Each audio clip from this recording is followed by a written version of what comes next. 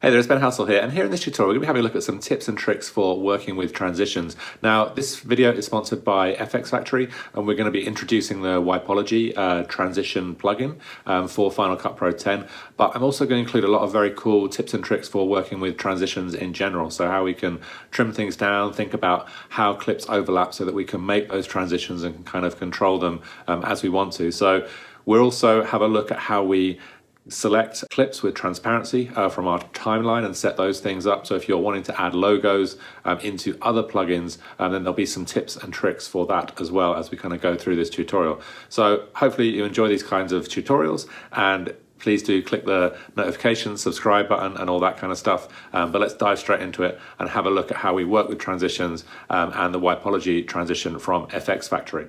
So we're going to jump in here and look at some transitions, tips and tricks, and also how to work with the Wipology transition. So we're going to have a look at a few of the different Wipology transitions, but we're also going to focus in on this one where we can actually place a graphic or a logo in the transition as well. So if you want to include some kind of identity content or kind of graphic content in your transitions, then this particular version of the Wipology transition is really good for that. So basically we can incorporate an image with transparency, and we are going to have a look at how we set up that transparency from an image without transparency here in Final Cut Pro today.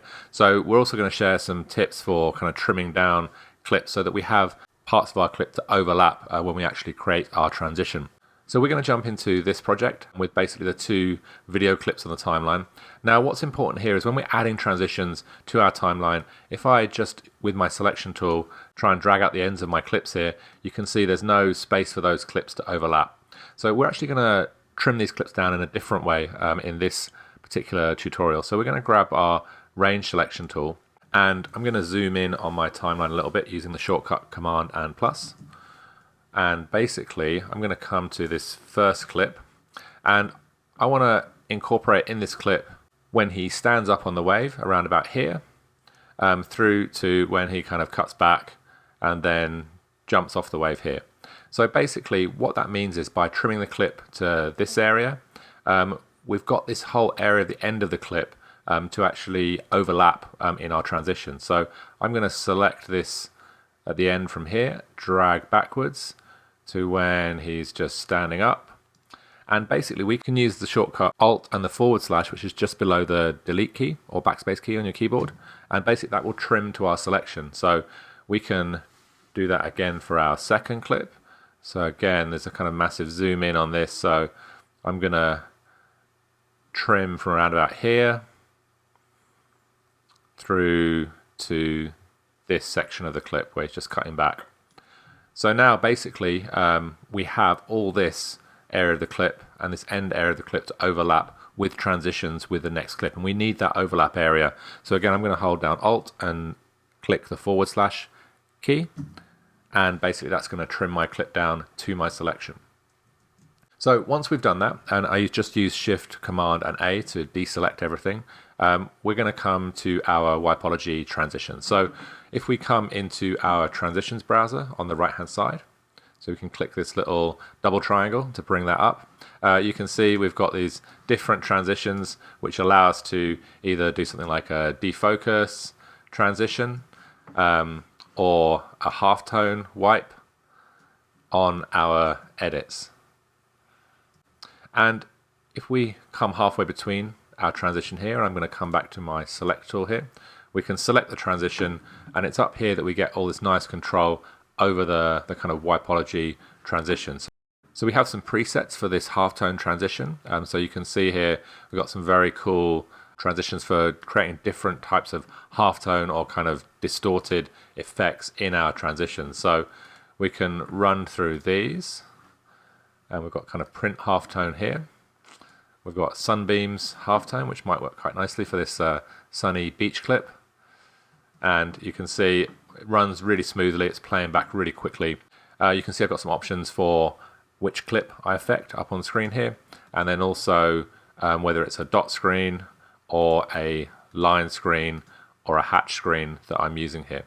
And then also I've got a circular screen and CMYK halftone. So I've got a lot of very cool options for different kind of variations on each of the kind of presets that we have down in the transitions browser. Now we can modify this in more detail, and I'm just going to zoom in on my timeline here a little bit more.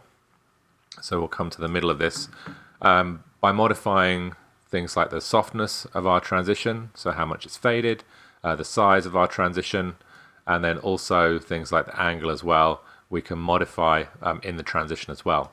So look in your inspector and have a look at the different options you've got there. And then if we flick to something like the film effect wipe, you can see we get some different options in this Wipeology transition. So each of these different transitions that we have in Wipeology have their own individual properties for that transition. So you can see that's the kind of film effect transition. We can change things like the brightness here. We can change the contrast, and we can also kind of modify the intensity that's coming across off, as well as some of the standard things like the angle that it's happening at. So you've got a lot of nice control over different elements in here.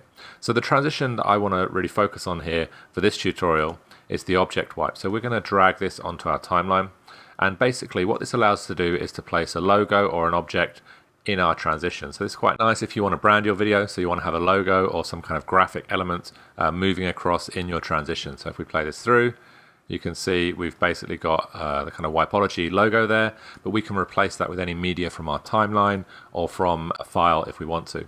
So we'll keep this selected, and we're going to come into this images panel here, and I am going to use, to start with, one of these logos to have as my transition. So I'm going to drop this onto the timeline, just move my playhead ahead a little bit. And now I'm going to come down to my effects browser on the right hand side. And basically I'm looking for my mask. So I want to turn this white into a transparent area. So we're going to do that using a shape mask. We could do it by knocking out the background color, but I want to make sure it's nice and crisp. So we'll use the shape mask on this particular clip.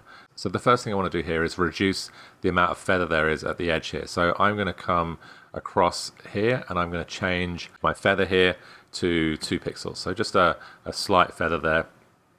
And then I'm going to make this completely oval. So it's going to be a round shape, obviously, to kind of match the circle. Now, as I'm pulling this in here, I can reposition my mask and get this right, but I can also manually kind of input the radius here. So I'm going to type in 710 for each of these, so they're equal. So I'm typing my X and Y radius exactly the same, so it's a perfect circle. And then I can just position this so it's right over the top of that logo. If I click to another option in my inspector, then basically I can see how well that is positioned. So I can come up here and I can come into my transforms, and I can move the X and Y position of that so that the line around the outside is nice and even. So I can't see any more white around the edge there, which is quite nice. So I'm also going to change the color of this, so add a bit of a color tint to it. So we're going to do that using the color corrector up here, so the color board. And I'm going to come to my color options, and we'll just take the main color, and we're going to swing this across to like a red. We'll make the shadows kind of a bit more of a red or magenta, and then I'm going to push the mid-tones down to the same area, and we'll just give the highlights a little bit more blue. Also going to come to my exposure and just push up the whites and the mid-tones a little bit, and drop down my shadows just to get a little bit more contrast in there, so that we've got a kind of nice contrasty graphic there to use in this example. So to get this into the Wipeology transition here, we need to select the Wipeology transition again, and then we are going to select the drop zone option here up in the inspector. So if I click here, it's going to ask me where I want to move to on my timeline, and I can position my playhead anywhere across this circle image. Just click there once, and you can see a little preview of how it's going to look on the transition. So I'll apply that to the clip, and now you can see I've got my logo moving across there. So we can delete this from the timeline, and now this will move across quite nicely. I'm going to move my playhead to the middle of my transition and select the transition so that we can modify it again. I'm going to increase the size of this, so we can increase the kind of size of our transition so it's a bit bigger. And what I want this to do is to kind of rotate as it moves across the screen. So I'm going to just come to the beginning of my clip, And if we scroll down a little bit here, you can see we can keyframe the angle of that graphic as it moves across from the left to the right. So I'm going to add a keyframe at the beginning, and I will come to the end of my clip, and then I'm going to type in 270 here. So basically it's going to move almost a full rotation round, but not quite. And we'll play this through, and you can see now it's coming across quite quickly. So I'm going to extend out my transition, and because I trimmed down my clips at the beginning, I've got quite a lot of leeway in terms of how much I can overlap my two clips. So we can see here, now that moves nice and slowly across there, maybe a little too slowly. So we'll just modify this until we've got it just about right. Okay. I can also, in my Wipeology transition, make the graphic start and end a little bit smaller and increase the scale of it in the middle. So basically, you can see now when it comes on, it's kind of bouncing ahead. So now any transparent PNG or any graphic that we want to use in here, we can drop into our Wipeology transition. So if you have your own kind of more complex transparency, you can use that too. So we could, for instance, take something like this, just have a little bit of fun, and go to our masks, and we'll use the draw mask for this one. So drag this onto this clip. So if I just quickly, with this clip selected and the draw mask selected in my inspector, I'm just going to click quickly around my head here. And obviously we could be much more accurate if we wanted to be. Let's zoom in just a touch as we go around the ears. Okay. So we'll basically make a bit of transparency around this graphic of my head, and then we can drop this into the Wipeology transition. So we'll come all the way around. Obviously, if you've got something green screened, we could use a key to do this, but for this example, we're just going to use the masks to actually make the transparency. So back to the beginning, and now we have, go back to fit here, my head in here, and if we come back to our Wipeology transition, we can select the drop zone. We can come to this area of my head cut out and apply that clip. So again, with any drop zones that you're using, if you want to create transparency from objects that you don't have them, then we can do it in this way. So now you can see my head is kind of rotating around. So let's delete this from the timeline and we'll stretch this out. So basically, there we go. So actually, this is not rotating until around about here because I added my keyframes there. So basically on our transition, we can't see the keyframe. So I'm just going to come up to my angle animations and I'm going to delete these two keyframes that are already there. And I'm just going to come to the beginning of my clip and add a new keyframe, set that to 0, and then come to the end of my clip and we will type in 270 again, and now my head will rotate round and kind of expand in the middle. So we could actually get this to be, let's go quick.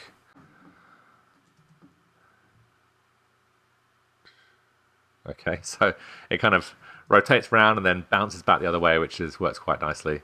So that's a kind of fun way we can use the Wipeology transitions. We've got lots of nice levels of control in there to incorporate things into our transitions where we don't in the kind of built-in transitions, but also knowing how to quickly trim down your clips using the range selection tool so you can get exactly that right point of the clip to include giving yourself as well that overlap with the adjacent clip so you can add transitions and make them any length that you want. So we've basically got that area to overlap. And if we double click here, you can see that's what's happening. So basically I can move my transition anywhere in this area up to this point because I have that overlap between those two clips.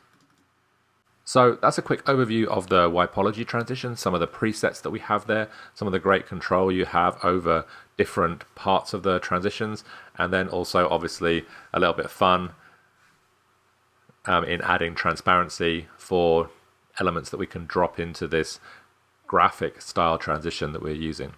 Hopefully that's useful. If you have any questions about Final Cut Pro 10, then please do leave them in the comments below. Otherwise, I look forward to seeing you on the next tutorial.